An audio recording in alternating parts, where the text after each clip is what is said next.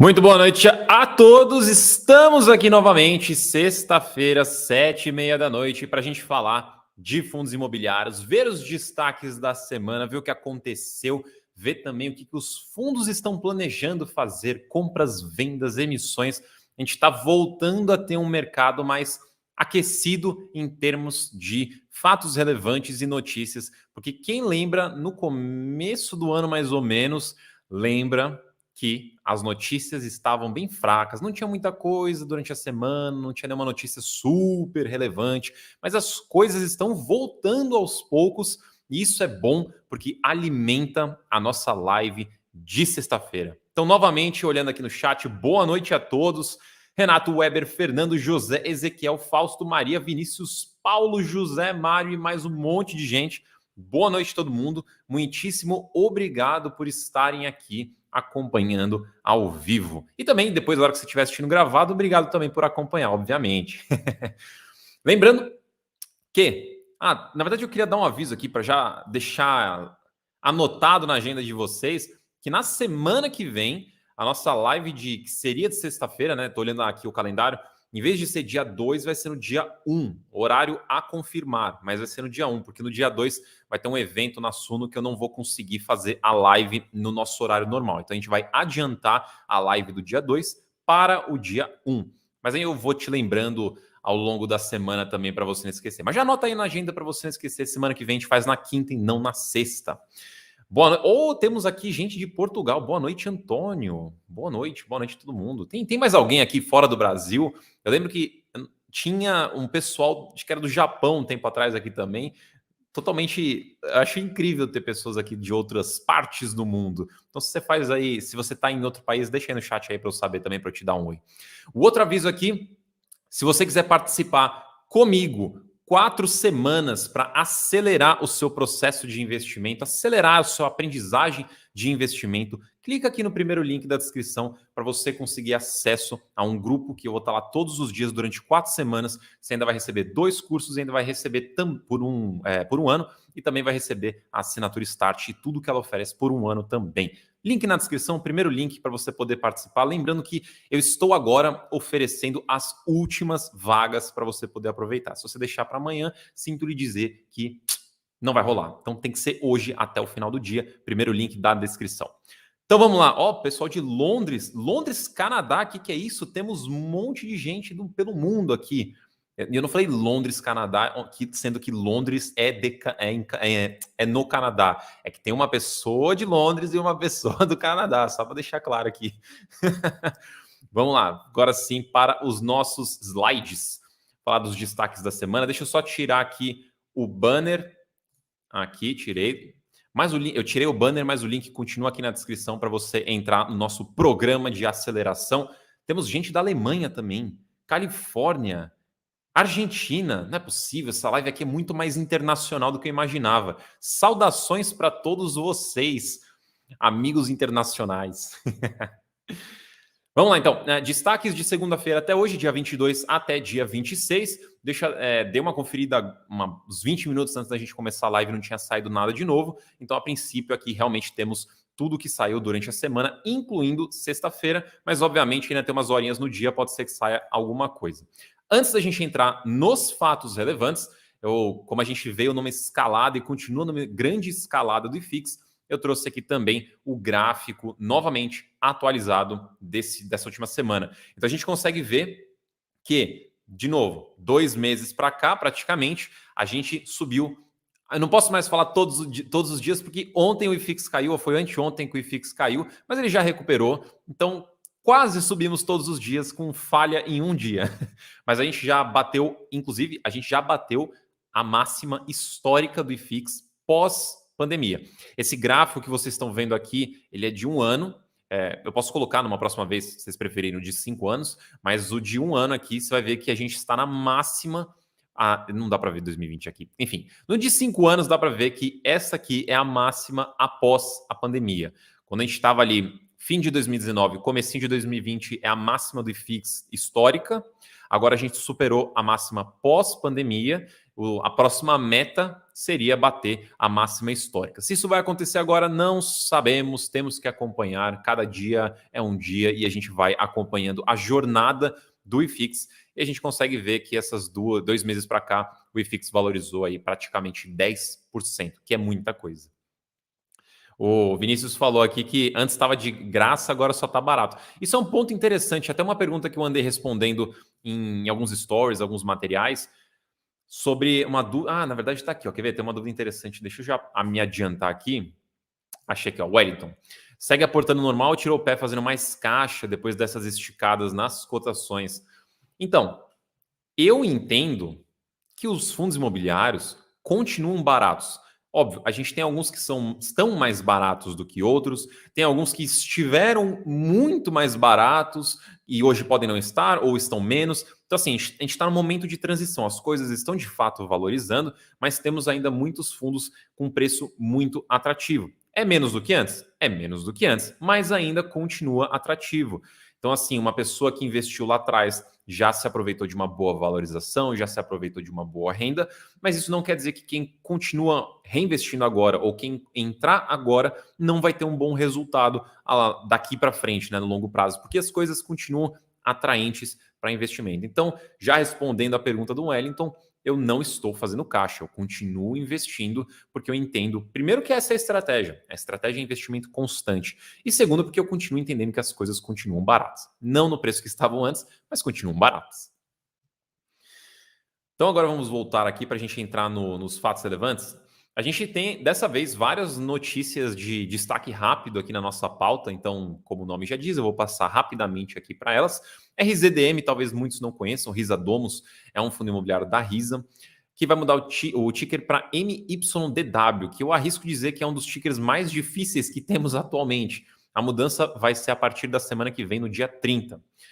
Rect fez uma nova locação de um pouco mais de 800 metros quadrados por 3 anos e reduziu a vacância para um pouco abaixo de 10%, 9,77%. Ele segue nesse trabalho de reduzir a vacância. Como de praxe, eles não divulgam as características financeiras da locação para não influenciar outras, então a gente vai ter que acompanhar para ver se mais para frente vai ter algum tipo de impacto financeiro, porque normalmente tem um desconto, tem uma carência ali no começo dessas novas locações. O TEP, outro fundo de lajes, que acho que não sei se foi na semana passada ou retrasada, ele anunciou uma venda, anunciou também uma quitação de obrigações, né, pré-pagamento de obrigações. E no fato relevante na verdade foi um comunicado dessa semana, ele falou que ele concluiu a quitação integral antecipada, um pré-pagamento integral do CRI Fujitsu, que era em CDI, no valor de 9,1 milhões. Então ele reduziu mais ainda o passivo do fundo, a alavancagem do fundo, e tirou agora um CRI que estava sendo corrigido a CDI do portfólio. Então isso deixa o fundo mais tranquilo nesse sentido de obrigações. O MORC barra MATV, porque a notícia é dos dois fundos e ambos são da mesma gestora. O MORC é o fundo de crédito da gestora e o MATV é um de gestão mais ativa, alocação mais ativa da mesma gestora, que tem CRIs também, mas investe também em fundos imobiliários. Foi aprovado por ambos os fundos a incorporação do MATV pelo MORC. Então, em breve, ambos os fundos se tornarão um único fundo e será o MORC, tá? O MORC vai absorver o outro fundo. O HAAA11, o famoso RA11, ele teve o patrimônio dele reavaliado, inclusive esse é um fato relevante de hoje, e ele foi reavaliado em quase menos 8%. Então, o valor patrimonial do fundo caiu em quase 8% com essa reavaliação. Não temos detalhes especificamente sobre como foi essa. Não temos o laudo de avaliação, isso pode ser uma coisa que eles publiquem mais para frente, para a gente ver mais detalhes, mas não foi divulgado nada mais do que essa informação. Agora, passando para notícias mais elaboradas, temos o TRXF. Inclusive, o TRXF temos duas notícias hoje. A primeira é que ele concluiu a aquisição de um terreno em Suzano, São Paulo, para construção de uma loja da Obra Max. E por concluir, é porque o fato relevante de que ele pretendia fazer isso foi divulgado há um ano.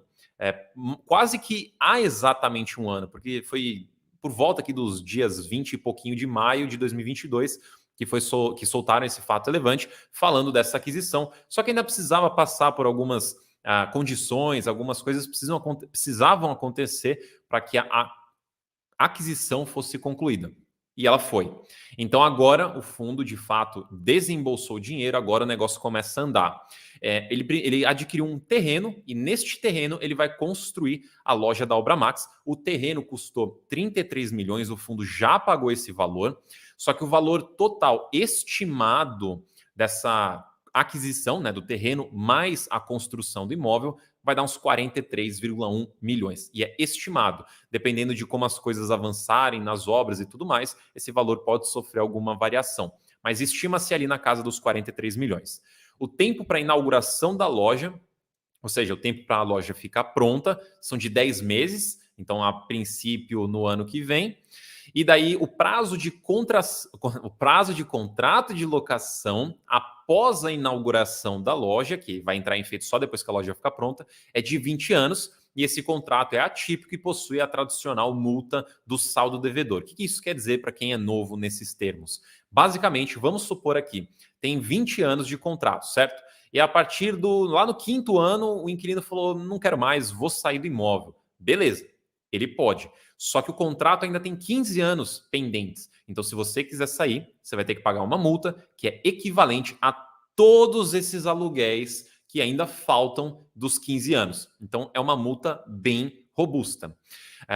Além disso, durante o período de construção, de obras, de desenvolvimento ali do empreendimento, do inquilino, né, o futuro inquilino, ele vai pagar uma renda provisória, que nada mais é do que uma RMG durante esse período de construção. Então, apesar do imóvel estar em construção, ele vai ter uma renda que é esse aluguel provisório. Aí, depois que construir, sai do aluguel provisório e entra para o aluguel definitivo da loja e o contrato de 20 anos e tudo mais.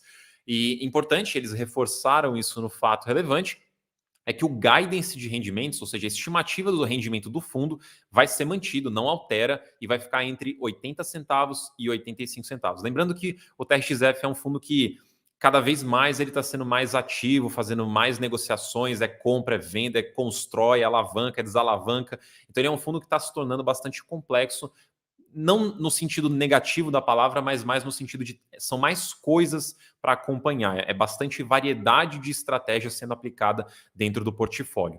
Então, a gente viu aqui uma aquisição e também, além de ser aquisição, é uma construção também.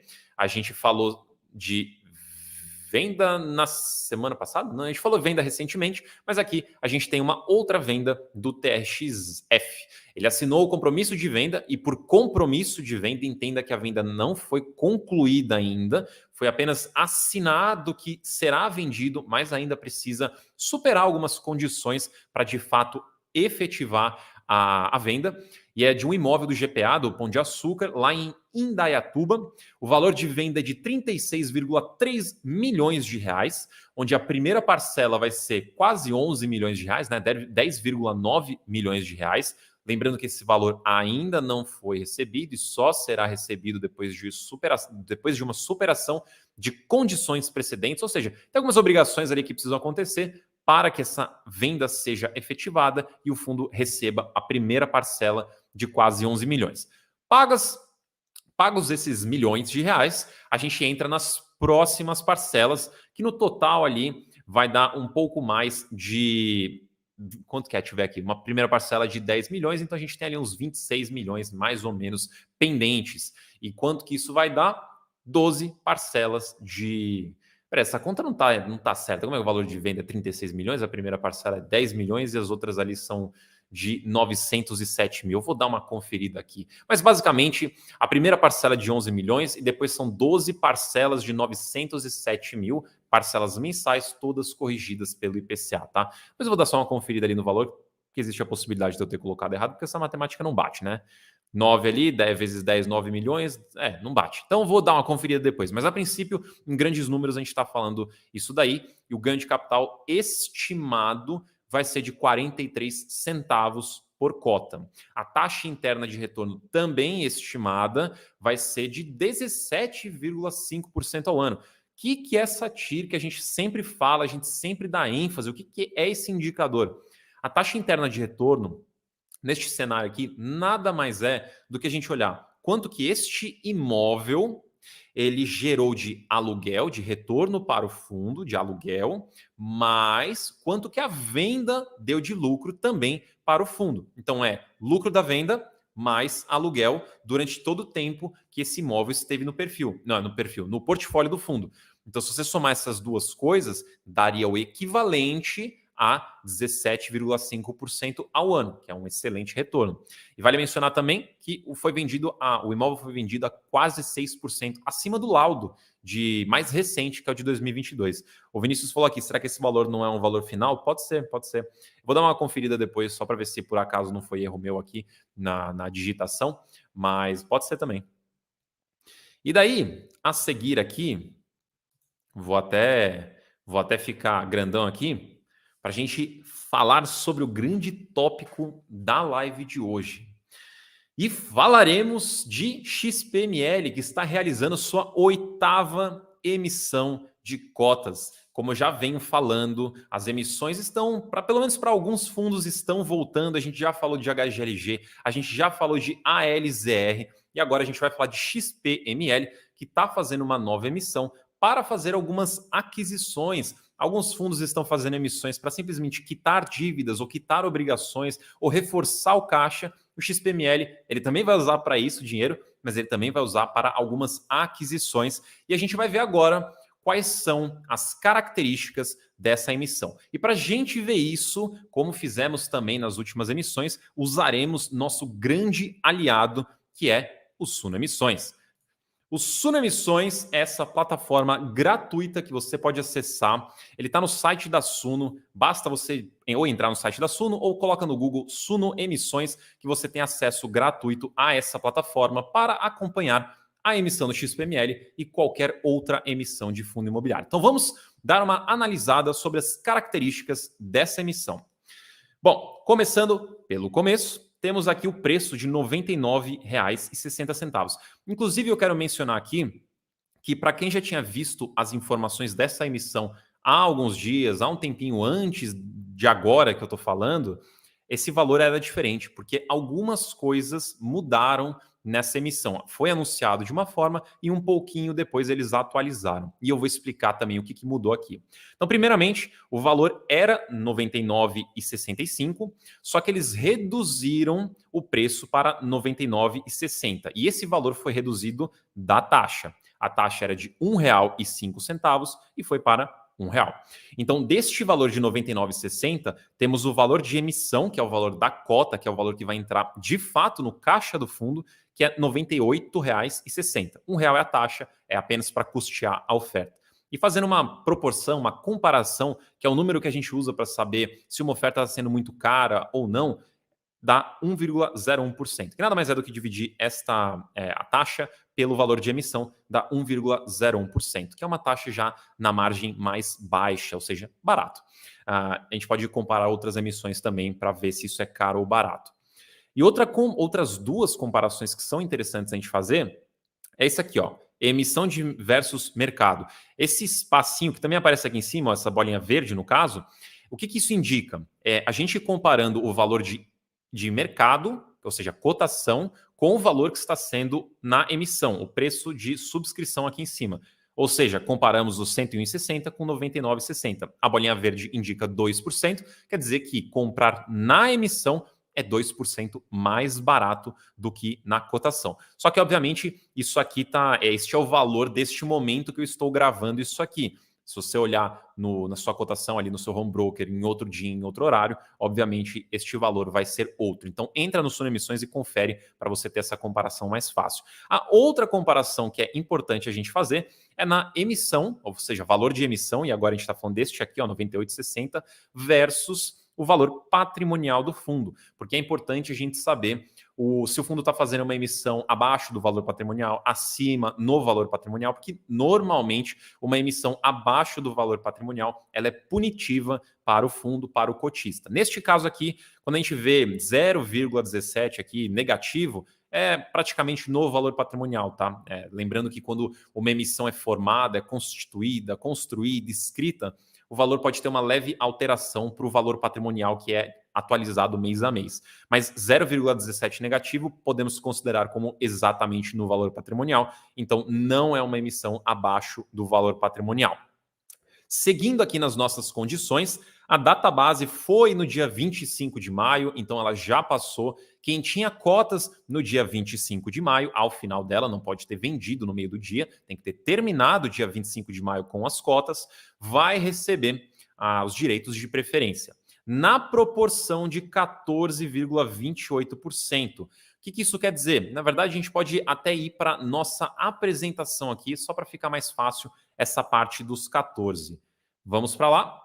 Aqui, então, direitos de preferência do XPML. Você vai pegar a sua quantidade de cotas na database, que foi dia 25, e multiplicar pelos 14%, que é a mesma coisa do que 0,14. Aqui na tela eu coloquei o número completo, que o fundo divulga, então é um número mais comprido. Você vai pegar, multiplicar um pelo outro, e o resultado você arredonda para baixo. E eu coloquei aqui um exemplo para a gente ver. Se você tem 100 cotas na database, multiplica pelo 0,14, você vai ter, neste caso, 14,27 direitos de preferência, mas como não tem fração de direito de preferência, a gente ignora os 27 ali, a fraçãozinha arredonda para baixo. Então, uma pessoa que tinha 100 cotas na database recebe 14 direitos para poder participar da emissão. E esta informação, esses 14% aqui, é uma informação que mudou também. Antes era ali mais próximo de 9%, 10% a preferência, só que eles aumentaram a emissão, fizeram um ajuste onde aumentaram a captação e, por consequência, o fator de proporção também aumenta um pouquinho. Então, neste exemplo aqui que eu estou mostrando do 0,14, antes era 0,09 e uns quebrados, era menos, então você receberia menos. Agora você recebe mais porque a emissão é maior também. Seguindo aqui, temos bastante coisa para falar, mas a parte do período a gente consegue resumir bem. E vamos passar aqui também para a primeira aba. Só terá período de preferência, tá? É uma emissão num formato restrito, só terá período de preferência, não tem negociação, não tem período de sobras, não tem período público. Então você, cotista, vai conseguir participar única e exclusivamente se você tinha cotas na database e se você participar deste período de preferência, que começa no dia 29/5, termina no dia 9/6 e tem aqui a liquidação do pedido no dia 12/6, ou seja, o pagamento é no dia 12/6. Você faz tudo pela sua corretora, diga-se aqui de passagem. Então é a única forma de participar, tá? O que sobrar vai para investidor profissional e daí não tem mais como você participar. Então, obviamente, não tem liquidação de sobras, não tem liquidação do período público, não tem esses períodos. Óbvio, também não vai ter investimento mínimo, porque também não tem um período público.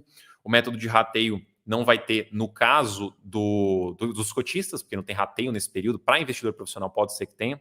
E o coordenador líder é a XP. Na captação, a gente teve algumas mudanças também. Então, o montante máximo aqui da captação é 375 milhões de reais. Então, isso é o tanto que dá para captar com essa emissão. É o máximo que o fundo vai conseguir captar nessa emissão, são 375 milhões de reais. Antes, esse valor era um pouco menor, eram 250 milhões de reais. Eles aumentaram de 250 para 375. Que teve um aumento aqui no montante inicial e uma consequência de aumento também aqui no lote adicional. Então, somando esses dois valores, dá os 375 milhões arredondado aqui, tá? Então, esse é o máximo que o fundo poderá captar e conforme for passando ali o período de preferência, vocês conseguem acompanhar neste gráfico aqui da direita o quanto que já foi captado. E aqui tem toda a documentação para vocês seguirem. Tudo que eu trago aqui para vocês, seja em live, seja no vídeo, seja também no Suno Emissões, a gente coloca as fontes oficiais aqui embaixo para você sempre aproveitar, né? Para você clicar, para ficar fácil de você encontrar a informação oficial. Mas, obviamente, o Suno Emissões está aqui para ser bastante sucinto quanto a essas informações. Antes da gente passar para aonde vai o dinheiro, aqui na direita está um pouco apagadinho, mas aqui na direita tem duas bolinhas apagadas. A da esquerda é de relatório.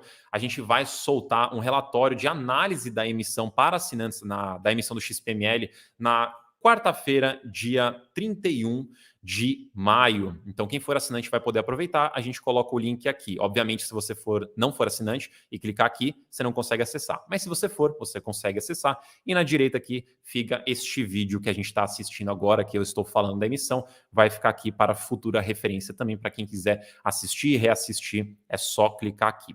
Vamos então ver o que o fundo pretende fazer com o dinheiro. O XPML pretende fazer principalmente 3 coisas. Isso aqui foi retirado ali do fato relevante da emissão. Ele pretende aumentar a participação indireta em um shopping que já está no portfólio do fundo, ou seja, em outras palavras, ele pretende comprar algum fundo que é detentor de um shopping que já faz parte do portfólio do fundo. Esse é um ponto. Segundo ponto, ele quer adquirir mais 6% do Shopping Bahia. E terceiro ponto, ele quer otimizar a estrutura de capital do fundo. Nada mais é do que fazer caixa e potencialmente ali honrar as obrigações que ele tem no curto, médio e longo prazo. Né? Reduzir a alavancagem, pagar a alavancagem, normalmente é para isso que vai o dinheiro.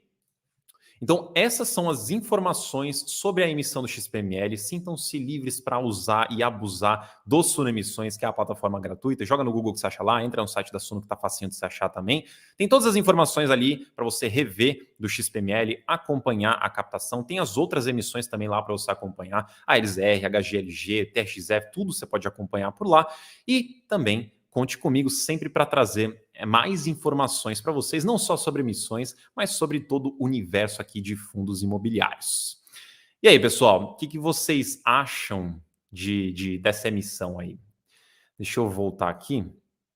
Deixa eu dar só um outro recado. Só lembrar vocês, né, que a gente vai comentar sobre essas coisas, essas notícias, a relatórios gerenciais que saíram da semana, até sobre a emissão, que nem eu falei do XPML, lá no Radar de Fundos Imobiliários, para assinantes. Se você não é assinante, convido a ser. Se você já é, fique ligado que na segunda-feira sai o resumo, mas já tem muita coisa que você já consegue acessar na página individual de cada fundo. É só digitar na barra de busca lá o ticker que você já encontra o radar deste fundo específico. Deixa eu pegar aqui algumas perguntas agora. Deixa eu ver aqui, peraí.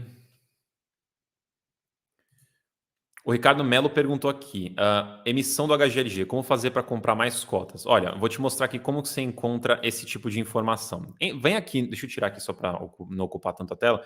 Vem aqui no Suno Emissões, digita HGLG, para você primeiro ter as informações da emissão. Então, a gente tem aqui a 9ª emissão. Olha, você tem aqui o período de preferência. Este período de preferência não tem uma bolinha aqui no meio, logo não tem negociação dos direitos. Então, o que você recebeu para participar aqui no período de preferência é isso. Não dá para pegar mais. Mas tem aqui, período de sobras. O que isso quer dizer? Que no período de preferência vai sobrar direitos. Tem investidor que esquece de exercer, tem investidor que não quer exercer, enfim, tem investidor que nem sabe que está tendo emissão e não exerce o direito. Então, sobra. E quando sobra, neste caso, vai para o período de sobras. Então, você que participou do período de preferência vai receber mais direitos para poder exercer no período de sobras. Só que você não tem controle de quanto que você vai receber aqui no período de sobras, tá? Vai depender de o quanto sobrar. E daí o fundo divulga qual vai ser a nova proporção de preferência. Eu atualizo vocês também por aqui, no próprio Suno Emissões, enfim, por onde for, eu atualizo vocês também. Mas então responde a sua pergunta. Não dá para comprar mais direitos. Você vai receber um tanto para participar na preferência, exerce, e daí você recebe mais um tanto aqui para participar nas sobras. O RL perguntou se vai ter vídeo semana que vem com a divulgação dos rendimentos dos FIIs para o próximo mês. Olha, eu confesso que não está definido, não está marcado ainda, mas pode ser que aconteça, tá? Se for acontecer, vai ser na quarta-feira, mas a gente avisa um pouquinho antes, né? A gente confirma um pouco antes se realmente vai rolar. Mas pode colocar aí na agenda que talvez na quarta-feira. Ô SBS, obrigado aí pelo feedback. Não, Suno Emissões é totalmente gratuito, tá? O que é para assinante é o relatório de análise. Então, por exemplo, eu aqui na live, em vídeo, etc., eu não posso, né, não é nem porque eu não quero, porque eu até adoraria falar, mas eu não posso legalmente, por regulamentação, fazer recomendações. Então, falar, olha, participa dessa emissão ou não participa dessa emissão. Eu não estou aqui, neste lugar, em posição de poder fazer isso. Mas para assinante, os relatórios que são voltados para assinantes, lá podemos fazer isso. Então, lá você encontra esse tipo de resposta, que daí, obviamente, no Suno Emissões não tem. Não tem viés, assim, se a gente recomenda ou não recomenda a participação. Mas lá no relatório, a gente tem isso daí. Então, essa é a diferença. Mas o resto de informação, os links, tudo que eu mostrei aqui, é tudo de graça. É só entrar lá no site que vocês conseguem acessar, isso que eu quis dizer. Deixa eu ver aqui. O MATV é um hedge fund? Não. Na verdade, eu precisaria olhar. Eu não lembro do regulamento dele, se ele tem um regulamento para poder ser um hedge fund. Mas, basicamente, ele é principalmente CRIs e FIIs. Mas agora que o fundo vai ser incorporado, essa tese não existe mais, tá? Não achei o vídeo falando da emissão do ALSR. Bom, eu acho que a gente consegue achar até aqui pelo Suno Emissões. Deixa eu ver aqui, peraí. Mas saiu do HGLG e do ALSR, a gente fez. Ué, é verdade, não tem não. Ué. Depois eu vou dar uma verificada, tá? Porque era para ter vídeo do ALSR. Talvez tenha acontecido alguma coisa. O Cláudio falou que foi retificado o valor de venda. Então não fui eu que errei, é isso? Onde que tá? Onde que tá? Saiu aqui na B3? Deixa eu dar uma olhada aqui. TXF. Cadê? Bom, depois eu confiro isso, né? Depois eu confiro essa informação. Mas obrigado aí pela mensagem. Seguindo aqui. Deixa eu ver aqui algumas perguntas. O pessoal também está perguntando aqui da emissão do HGLG, emissão do ALSR. A gente tem relatório de ambos lá para assinante, tá? A do HGLG saiu essa semana, nessa quarta que passou. A do ALSR saiu na quarta passada e na próxima sai a do XPML. Quem for assinante consegue acessar.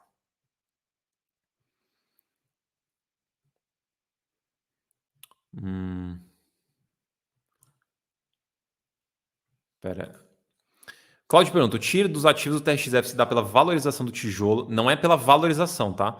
Mas a diferença real entre receita e custo de capital são duas coisas, tá? A TIR. Aluguel, então todo aluguel. Vamos lá, é tipo assim, o quanto. Eu tenho um valor que eu desembolsei ali. Então, gastei 100 milhões de reais naquele imóvel. Então, esse é o meu custo. Eu não vou considerar reforma, porque se tivesse tido reforma, gastos ali no imóvel, isso entraria na conta. Mas para ficar simples aqui, eu não vou considerar isso.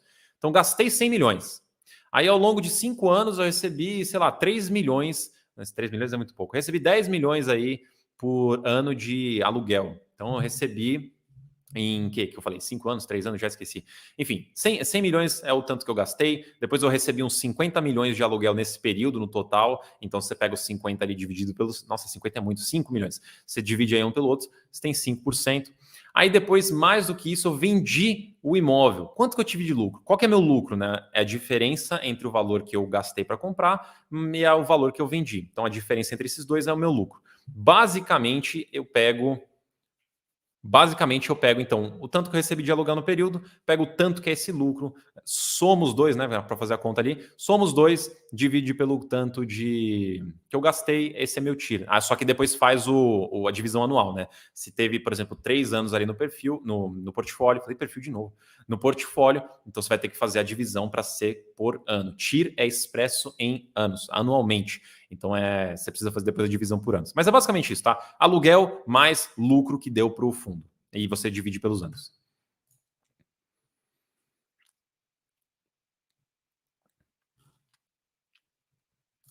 O Gustavo perguntou: ao participar de uma emissão, eu recebo dividendos pelas cotas não integralizadas? Sim, os recibos que você recebe ao investir na emissão, né, ao subscrever. Então, assim, vamos dar um passo para trás, na verdade. Você recebeu o direito de preferência. Você exerceu, você pagou para participar com esses direitos de preferência, você recebe um recibo de subscrição. Este recibo de subscrição, ele tem rendimento também. Não é o mesmo rendimento do rendimento da cota padrão, da cota principal. É um rendimento diferente, porque é um rendimento referente ao investimento em renda fixa, porque o fundo capta o dinheiro e deixa em renda fixa, e daí essa remuneração de renda fixa, ela é o seu lucro, logo é o seu rendimento do recibo. Por isso que é diferente, tá?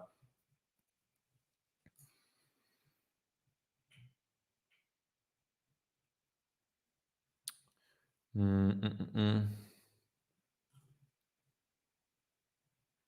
Mais alguma dúvida? Deixa eu subir aqui um pouquinho. Hum,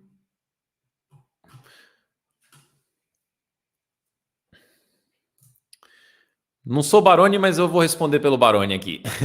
Como é calculado o valor da cota numa emissão? Então, o valor da cota em si, o preço de subscrição, é o fundo que determina basicamente, tá? Tem dois grandes valores aqui: o valor de emissão, que é o valor só da cota, e a taxa. A taxa, o fundo não tem total controle daquilo, porque essa taxa é basicamente uma cobrança, é uma taxa de serviço, essencialmente, porque o fundo precisa contratar advogado, precisa pagar taxa de CVM, precisa pagar taxa da B3, precisa pagar as taxas dos distribuidores, precisa pagar taxa de estruturação. Então, tem taxas, tem coisas que precisam ser pagas. Então, o fundo não tem total controle. Tem controle até certo ponto. Então, isso aqui não dá para controlar 100%. O outro valor, que é o valor da cota, o fundo já tem mais liberdade. Ele pode optar por fazer mais caro, fazer mais barato, só que assim, tem algumas condições que vão empurrar o fundo gestor para tomar uma decisão que faça sentido. Porque, ó, se ele decidir que ele vai emitir uma cota muito mais caro que o mercado, ninguém vai participar. Então não faz sentido ele emitir. Se ele for lá e querer emitir uma cota muito mais barata que o mercado, provavelmente vai ser abaixo do valor patrimonial, vai ser ruim para o fundo, ninguém vai gostar, ninguém vai querer participar, ele não vai querer, e vai manchar também ali a reputação do fundo, ele não vai querer fazer, então ele não vai fazer. Então ele vai sempre puxar para ser pelo menos, ou tentar fazer no valor patrimonial ou acima do valor patrimonial, mas também abaixo do valor de mercado. Essa costuma ser a regrinha para definir ali mais ou menos o preço de subscrição.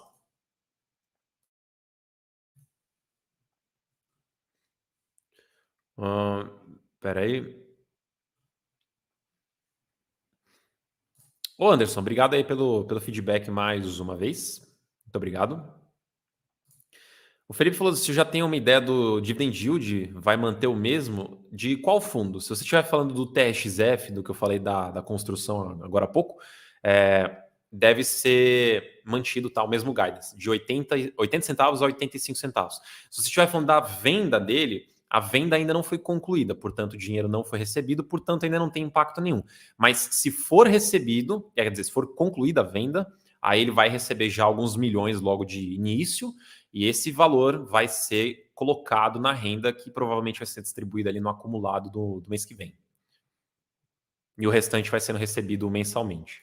Aí vai sendo diluído também. E qualquer excedente fica no fechamento do semestre.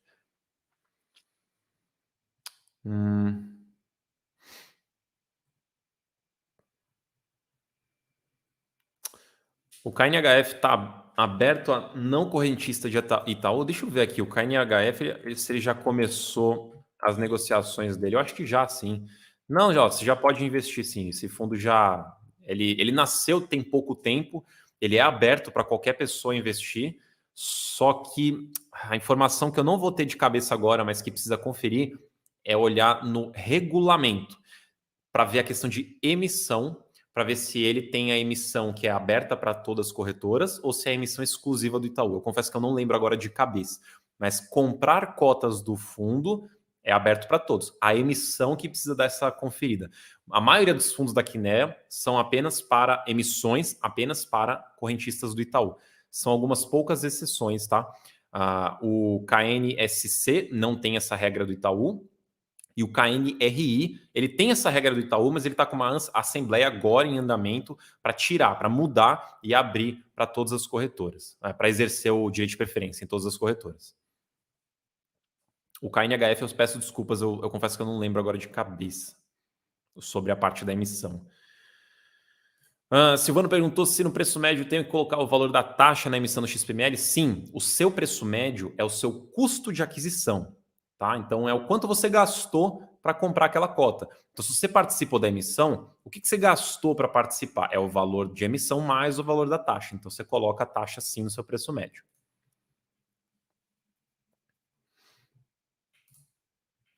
Maria Júlia perguntou: um fundo comprado em março e vendido em outubro do mesmo ano, ele entra no imposto de renda?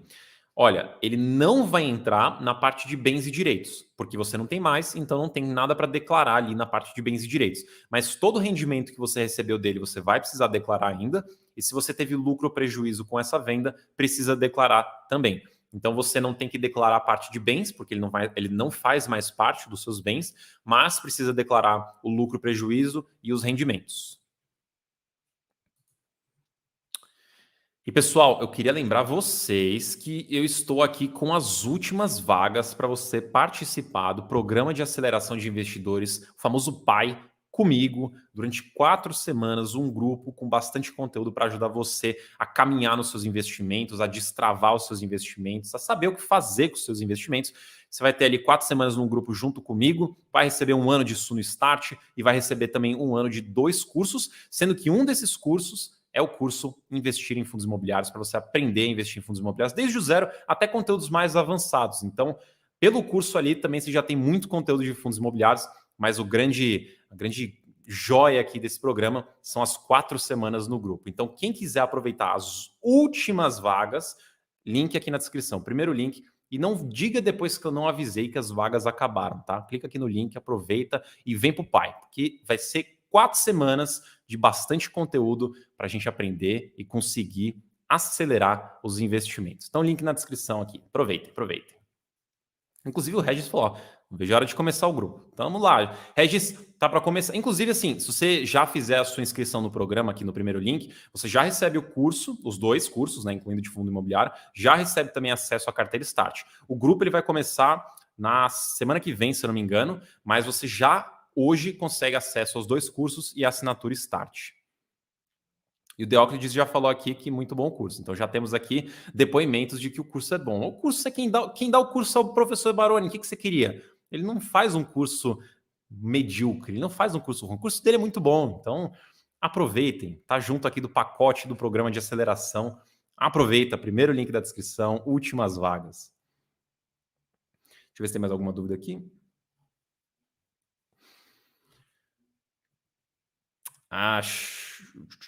O Regis perguntou onde que eu vejo os cursos no aplicativo. Pelo computador, entra no site da Suno, loga na sua conta e você consegue na área de educação acessar os cursos, tá? E quando você fizer também a assinatura do programa, você recebe um e-mail de confirmação com o link também de acesso para a área do investidor, tá? Mas entra pelo site, porque no site você tem a experiência completa, né? Tem tudo lá liberado para você. No aplicativo, às vezes, falta uma coisinha ou outra, mas no site está tudo lá. A Marta perguntou: na declaração de imposto de renda, usa-se o valor de aquisição do FII? Esse valor é o preço médio total ou o preço médio das cotas adquiridas em 22? Você usa... Vamos lá, o que é que você declara em bens e direitos? É o que você tem de cotas, por exemplo. Então, vamos supor que você tem aqui 100 cotas de XPML, que a gente estava falando agora da emissão dele. Então, beleza. Quanto você gastou para comprar essas 100 cotas? Ah, gastei 100, tá 100 reais cada cota, tenho 100 cotas, então gastei 10 mil reais. Então, beleza. É isso que você vai colocar ali. Tenho 10 mil reais em 100 cotas de XPML, porque foi isso que você gastou.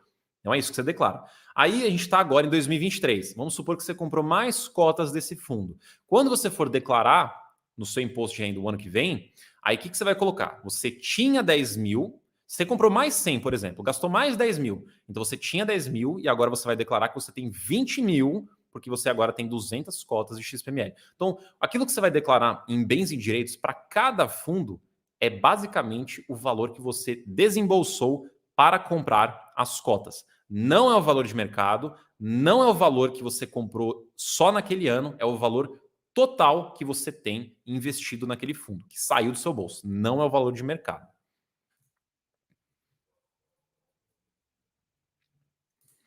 O Newton perguntou aqui, né? Quais as vantagens e desvantagens do investidor participar das emissões? Eu vou ter que falar genericamente, porque as emissões elas são individuais, no sentido de que cada uma tem sua característica, cada uma tem alguma nuance, tem alguma diferença, tem algum objetivo. Então existem emissões ruins, tem emissões boas, tem emissões medianas, tem emissões que você precisa participar, tem emissão que você não deveria participar. Então dá para ficar em todo o espectro aqui de bom e ruim, tá? Então, genericamente falando, O bom de você investir em uma emissão é que você ajuda o fundo a captar mais dinheiro, ele cresce, o fundo vai fazer novos investimentos com esse dinheiro que, em teoria, deveriam ser investimentos bons para o portfólio, seja para diversificar, seja para comprar coisa boa, seja para aumentar o rendimento do fundo, seja para aumentar um potencial ganho de capital lá na frente, uma valorização.